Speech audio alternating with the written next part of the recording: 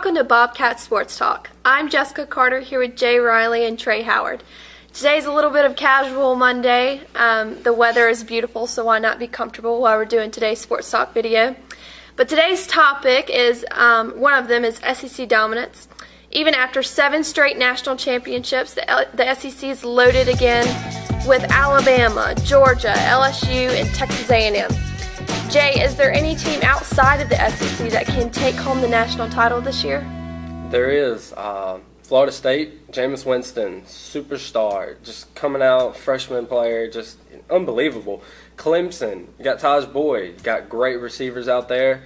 And Oregon. We keep mentioning these same 3 teams because they're the only teams I think that have a chance of beating the SEC. Well, in the SEC, they're loaded as usual, like you said. It's 7 teams in the top 25, and that's, Alabama, Georgia, all those good teams. And then you have 4 in the top 10 alone. But I think the question is there any team that can stop the ACC? And yes, because these teams that are in the top 10, Oregon, Stanford, Clemson, Florida State, and Ohio State, they're really good. And they're the top of their conferences. And I think the SEC is as loaded and as dominant as it's been in the past. I think there are some beatable teams. All of them are beatable. I don't think there are any. Alabama is just invincible like they have been. I don't think LSU is just unstoppable. That defense isn't as good as it has been. Those teams, along with some other teams around the country, they can beat them in the national championship. And I don't think the SEC has been as formidable as they have been in the past. But I do think they're going to be one of those SEC teams in the national championship playing, and I do expect the SEC to win 8th straight national championship. The ACC has stepped their game up this year. They have. I mean, they've got 5 different teams that look like really good teams, and that's not something you usually see. Like you said, there's 7 top 15, top 25 teams. There's 7 of them are from the SEC, which is not unheard of. 7 straight dominant championships for the SEC conference. So the ACC, I look for them to step their game up, and I think they could beat a Stanford or another team in the top 10. I have to agree with you on that. Our next topic is NFL sleepers. Everyone knows about the big boys in the NFL this year. The Broncos, Saints, the Seahawks have always been the talk in the league so far. One of the teams I think that they have not mentioned a lot are the Chiefs. I mean, the past 7 years they haven't been that good. Now they're 5-0 with a new coach, Andy Reid, and I really think that this year is their year, and no one's really gave them their spotlight. What do you think, Chiefs or? When you talk about NFL sleepers, I think of those teams that aren't 5-0 like the Chiefs. The Chiefs aren't getting that recognition, but they are undefeated. I think they are being mentioned a little bit. But in the AFC, I have the Tennessee Titans. Even though they just lost to the Chiefs, I'm a fan of the Tennessee Titans. So. They still look very good. They're 3-2, and they're second to the Colts in the AFC West. They lost Jake Locker. They did. But Ryan Fitzpatrick stepped in. He has done a manageable job. He hasn't lit the world on fire, but he hasn't done horrible either. They have this 9th-ranked defense in the NFL, and that's something you don't usually see from the Tennessee Titan defense. They're stepping it up, and I think they could possibly make the playoffs in the wild card. They're in the conference with the Colts, the Texans, who look, I don't know what's wrong with the Texans. They look like the Longhorns out there. And with the Jaguars, we don't have to mention the 0-5 Jaguars. But they're in that conference, and I think if they can keep this pace going, they're 3-2, they're playing good football, I think they can sneak in with a wild card win and get into the playoffs. And in the NFC, the Arizona Cardinals, also 3-2. They just beat a decent Carolina Panther team, 22-9. I'm sorry. They're 3-2. They have the number 2 rush defense. That's something you don't think about with their excellent secondary that they have. The Cardinals, they look good, but they're in NFC West. With the Seahawks and the 49ers. And I don't think they can make the playoffs, but it's not unheard of 3 teams out of the same conference making the playoffs. But it's going to be extremely hard for them to make it. But if they keep this pace going, they're a good team. I have them flying on the radar. All right. Well, my NFL sleepers are the Colts and the Bengals.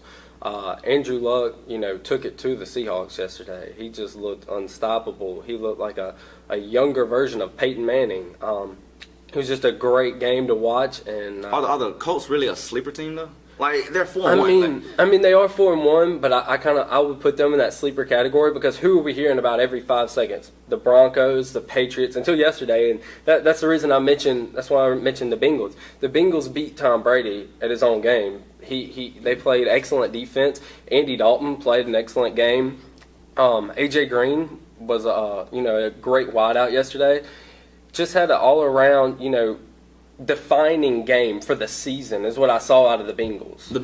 I expect the Bengals to win that division, honestly. I don't think the Pittsburgh Steelers could stop them. They're awful right now. Pittsburgh's terrible.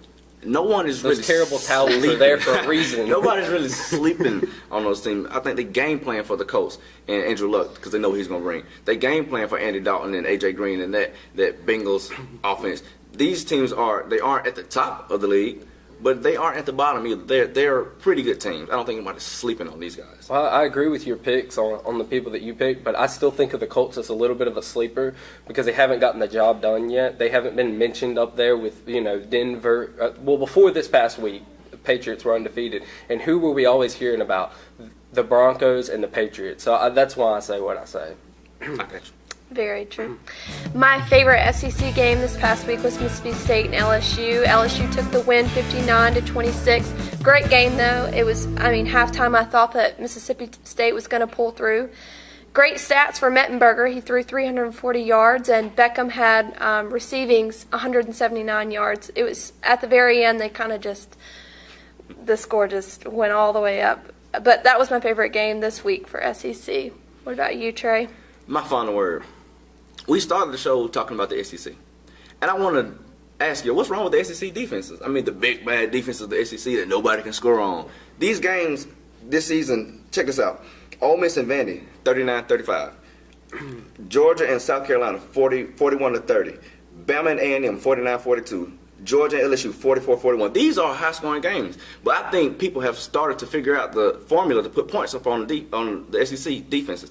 They have a strong quarterback, great running games, and a huge offensive line. That's everybody. It's not just Alabama. You look at Mettenberger, good quarterback, great running game, big offensive line. Texas A&M, great quarterback, great running game, big offensive line. So I think people are starting to wear down that huge defense, and they're starting to find a way. And the spread option attack is starting to find a way to put more points up on these defenses in the SEC. That's very true. What is your final word this week for Bobcat? I'm going to talk about a 51-48 score, and I'm sure you all know who I'm talking about. We're talking about the Cowboys versus the Broncos, and it was scary for the Broncos yesterday. It really was. They almost got beat, and, Romo is who I want to talk about. I want to talk about Tony Romo. $55 million man. Or as somebody on ESPN once called him, Tony Ono, because when he gets the ball with 2 minutes to go in the fourth quarter, what does he do? He chokes. He's a choke artist. But I can't blame yesterday on him because he threw 5 touchdowns and 500 yards. Broke the record, the Cowboy record. Broke the Cowboy record. Made Troy Aikman hasn't even, broken 500 yards in a game. So I think that he ultimately, the game is on his shoulders, or at least that's what everyone thinks. But the game is ultimately on their defense, on the Cowboys' defense. The defense for the Cowboys just reeled yesterday. Because Tony Romo gave them that lead. But what are you going to do? Peyton Manning comes down, scores a touchdown. And Tony Romo, you can't expect them to score every time. Peyton Manning, and Tony Romo was Tony Romo. That's the story of the take. Peyton Manning won the game 51-48. That's it. That was a great game. I enjoyed that game yesterday. Next up, please don't forget about Jones playing this Saturday against Hines. They are ranked number 3 in the nation right now and first place in the South Division. So that's, I know, go Bobcats. So that's all our topics this week for Bobcat Sports Talk. Once again, thank you for joining us on Casual Monday. I'm Jessica Carter here with Trey Howard and Jay Riley. Go Bobcats.